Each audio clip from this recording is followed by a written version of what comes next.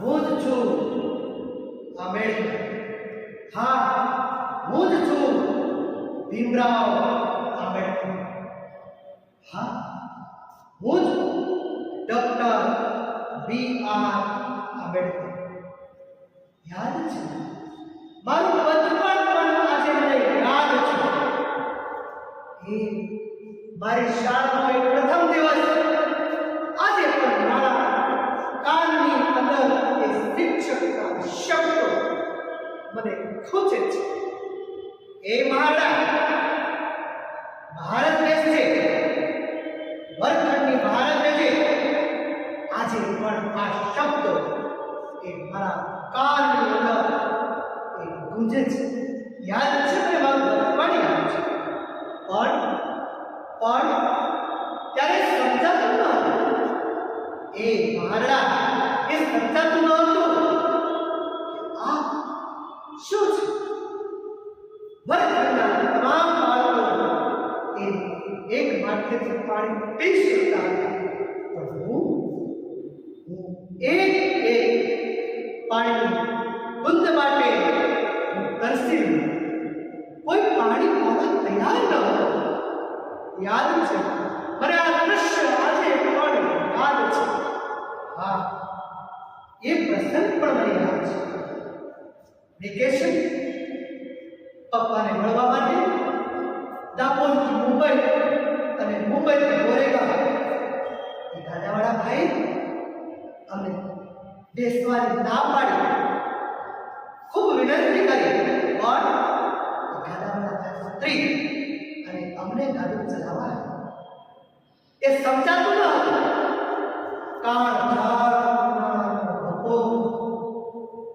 અને તરસ ખૂબ લાગી. ગાડાવાળા ભાઈને વિનંતી કરી, એક પણ પાણીનું બિંદ પ્રાપ્ત ન થયું. હા, એ કારણે ઉકેલ કાઢે કે આગળ એક લાભ આવશે, પણ શું? પણ અછૂત છો એવું ન કહેતા. મુસલમાન છો એવું કહેશો. હું જ એ પાણી પીવડાવશું. કામ આવ્યું. પાણી તરસ ગ્લાસ લીધો. કેવા છે મુસલમાન? ત્યાં જ મને ખબર પડી ગઈ. અને પછી મદદ કરી શકાય એવું યાદ છે. મને યાદ છે. હા, એ પણ મને યાદ છે. બસ આ અછૂત શબ્દને મિટાવવા માટે અભ્યાસ કરીશ. હું આગળ વધીશ. એક પછી એક ઉચ્ચ શિક્ષણ પ્રાપ્ત કરી મહારાજા સયાજીરાવ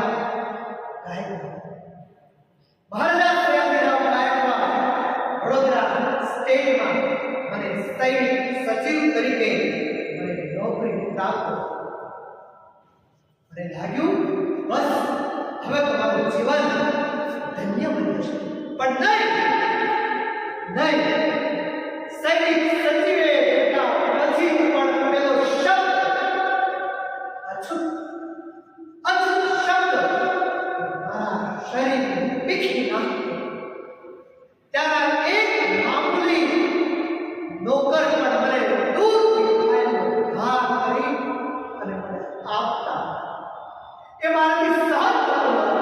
પણ હું તો સૈનિક સચિવ કેટલા દિવસ.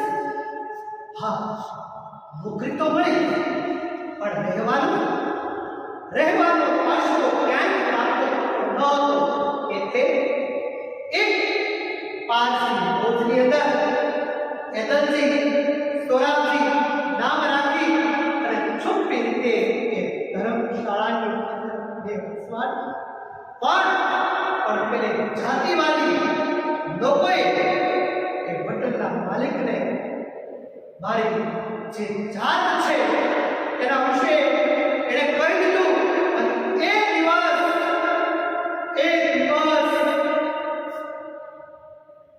બધા જ લોકોએ મને ખૂબ હું જોદાર શું કરું? સૈનિક સચિવ છે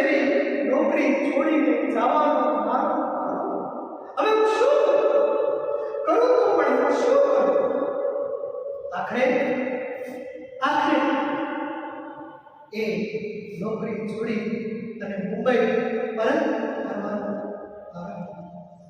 હા, આજે પણ એ બરોડાનો બાગ એ મને યાદ છે. મને યાદ છે 22મી સપ્ટેમ્બર 1917 નો દિવસ. ત્યાંથી સંકલ્પ લીધો કે જ્યાં સુધી આ દેશમાંથી અચૂક શબ્દને નાબૂદ ન કરી શકું તો મારું જીવન પૂરી મરી જઈશ. પણ આ દેશમાંથી સામાજિક અસમાનતા દૂર કરીને જીવીશ. એ સંકલ્પ લીધો અને પછી યાદ રાખ્યું. પણ એ અચૂક શબ્દ મને ડગલે અને પગલે બસ મને કનડતો. 1925 અમરાવતી અંબા દેવી મંદિરના પ્રવેશ વેળાએ પણ એ પથ્થરોના ઘા એ મારા હૃદય પર ખૂબ પડ્યા છે. મારી સાથે કેટલા લોકો કોઈ દુહાણ કર્યા છે. 1927 મહાન સત્યાગ્રહ, એક પાણી માટે સત્યાગ્રહ, મહાન સત્યાગ્રહ. ભારતીય ગુંડાઓએ અમારા ઉપર હુમલો કર્યો. એ 1927 નો એ દિવસ આજે પણ મને યાદ છે. હું કેમ ભૂલી શકું? હા, કાલારામ મંદિર પ્રવેશ, અછૂતો માટે મંદિર પ્રવેશ માટે 1930 આજે પણ પથ્થરનો વરસાદ, આજે પણ પથ્થરનો વરસાદ મને પીડવે છે, મને રોવડાવે છે, મને આજે પણ એ ધ્રુજાવે છે. અને છેલ્લે ગુનાકાર દલિતો માટેના અલગ મતાધિકાર માટેની લડત આખા દેશને સદન છે. ગુનાકાર મહાત્મા ગાંધીજી ઉપવાસ સાથે રહ્યા છે. એક બાજુ મહાત્માજીનું જીવન છે અને બીજી બાજુ એ પીડિતોના પ્રશ્ન, પીડિતોના એક અધિકારનો પ્રશ્ન છે. એ મને યાદ છે હરિભટ્ટ નામના એક વ્યક્તિનો લોહીથી લખેલો ધમકી ભરેલો પત્ર આજે મારી નજર સમક્ષ આજે પણ સાબિત છે. એવું નથી બોલી શક્યો હરિભટ્ટ નામના એક વ્યક્તિનો લોહીથી લખેલો એક પત્ર આજે પણ મને યાદ છે. તેમ છતાં મહાત્માજીના જીવ બચાવવા ને તમામ સમાધાન અપાયું. તેમ છતાં ને આજીવન સમગ્ર ભારત દેશ એ મારો રાષ્ટ્ર, મારો દેશ એ જીવન છે. આ સૂત્રનું જીવન ચરિતાર્થ છે. 1942 ની અંદર હિન્દ છોડો આંદોલન ચાલી રહ્યું. સમગ્ર ભારત દેશના એ આગેવાનો જ્યારે જેલવાસ આવ્યા ત્યારે કેટલાક દેશદ્રોહીઓ મારી પાસે આવ્યા હતા અને આ દેશની શાંતિને ઢોળવા માટેનો સંદેશ લઈ આવ્યા હતા. ત્યારે મેં કહ્યું, ત્યારે મેં સ્પષ્ટ કહ્યું કે હું પ્રથમ પણ ભારતીય છું અને મારા જીવનના અંતિમ શ્વાસ સુધી હું ભારતીય છું. આ દેશની શાંતિ ઢોળવાનો પ્રયત્ન કરશો તો તમારા જીવનની અશાંતિ ફેલાવ દેશ. આજે પણ આ દેશ મારો દેશ છે. પ્રથમ પણ ભારતીય છું અને મારા જીવનના અંતિમ શ્વાસ સુધી ભારતીય છું. હા, ત્યારબાદ અંગ્રેજો દ્વારા સમગ્ર દેશની અંદર આ દેશની આર્થિક સંપદા ઇંગ્લેન્ડ તરફ જઈ. આ દેશનો ખેડૂત કંગાળ થઈ ગયો.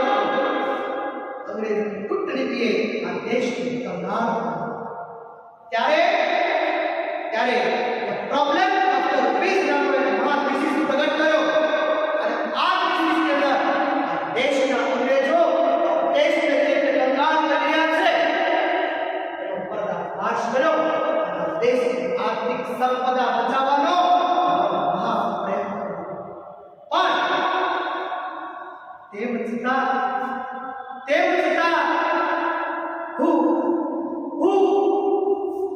હું મારા ચાર સંતાનોને દવાના અભાવ અને એક તકના રોગના માટે પણ મેં મરતા જોયા છે. મારા ચાર સંતાનોને બીમાર છે. આ દેશની કરોડો રૂપિયાની આર્થિક સંપત્તિ બચાવનાર હું આંબેડકર મારા ચાર સંતાનો એક દવાના અભાવથી એ મૃત્યુ પામ્યા છે. અરે મારી પ્રિય પત્ની રામુ જેણે જિંદગી ભર સાથ નિભાવ્યો છે મારી પ્રિય પત્ની રામુને પણ તડપતી મરતા મેં જોઈ છે.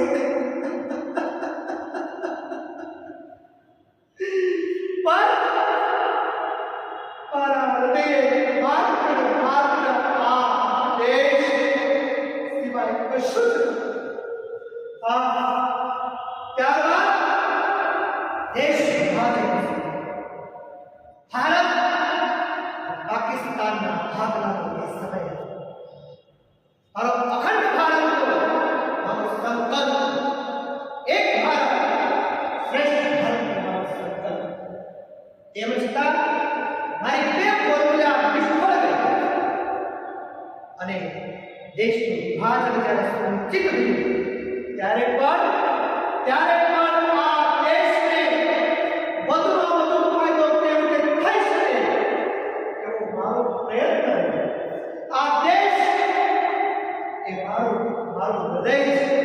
ભારત દેશ એ મારો અભિન્ન અંગ છે. હું ભારત દેશનો અભિન્ન અંગ છું. દેશ વિભાજન વેળાએ ત્યારે અંતે આ દેશની અંદરથી ધર્મ પરિવર્તનનો મારો નિર્ણય જિંદગીનો સૌથી મોટો નિર્ણય ધર્મ પરિવર્તન પણ મેં ખૂબ વિચાર્યું અન્ય ધર્મમાં જઈશ તો ફરી પાછી આ દેશની શાંતિ વળાશે.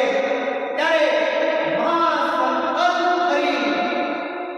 મહાસંકલ્પ કરી મારા લાખો અનુયાયીઓ સાથે બુદ્ધમ શરણમ ગચ્છામિ ધમ્મમ શરણમ ગચ્છામિ બુદ્ધના શરણે જવાનો મેં સંકલ્પ ધર્મ બંધન વખતે પણ ભારત દેશ શાંતિ બેકરાર રહે પ્રયત્ન અને આઝાદ ભારતની અંદર બંધારણ ઘડવાનો અવસર મારા હાથે નથી. મેં મારી જાતને ધન્ય અનુભવી વિશાળ ભારત વર્ષ બંધારણ 2 વર્ષ 11 મહિના 8 દિવસ આ બંધારણ આ દેશને અર્પણ કર્યું. આ દેશનું મહાન બંધારણ ભારત દેશનું અર્પણ કર્યું. 2 વર્ષ 18 મહિના અને 11 દિવસની જહેમતથી આ દેશને અર્પણ કર્યું. એ ધન્યતા અનુભવું છું અને આ દેશનું ઋણી છું.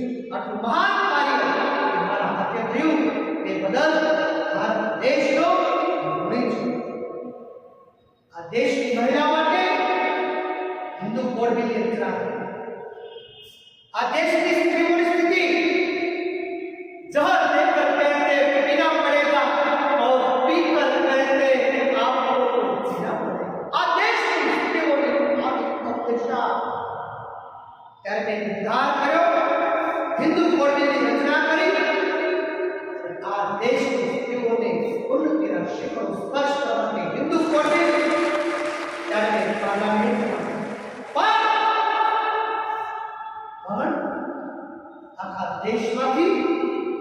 રૂઢિવાદોની ખોજ આ દેશની સંસ્કૃતિ નષ્ટ થઈ જશે. આ દેશની અંદર વર્ણ સંકટતાઓ છે અને ફરી પાછો એ પથ્થરનો વરસાદ શરૂ થયો.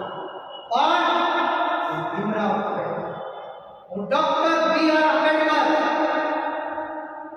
કોઈ પણ રીતે હિન્દુ કોડની પસાર કરાવી નહીં છું. આખરે હિન્દુ કોડની પસાર ન થયું,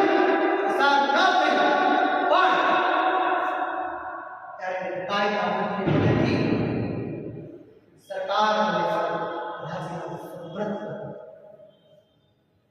ફક્ત લખવા માટે જ નહીં, યત્નાય પૂજતે મયંત્ર દેવઃ માત્ર શબ્દપૂર્વક નહીં, જ્યારે હિન્દુ કોડની પસાર ન થયું ત્યારે કાયદા પ્રધાન પદે ઇસ્તીફા રાજીનામું કર્યું. બસ સમગ્ર જીવન આ દેશના કશ માટે હવે મારું શરીર એ મારું સાથ છોડ્યું. આજે અરે નાનકચંદ, આજે તો 5મી ડિસેમ્બર. નાનકચંદ, સુદામા, 5મી ડિસેમ્બર. સુદામા, હવે મારું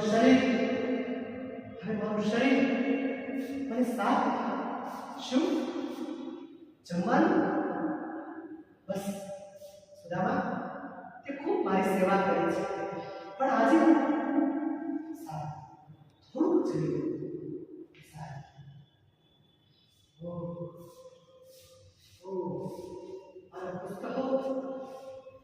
મારા પુસ્તકો, ચલ કબીરા હમ સાગર ડેરા, આ બધા મારા પુસ્તકો, ચલ કબીરા હમ સાગર ડેરા, આ બધા મારા પુસ્તકો મારા બાળક છે.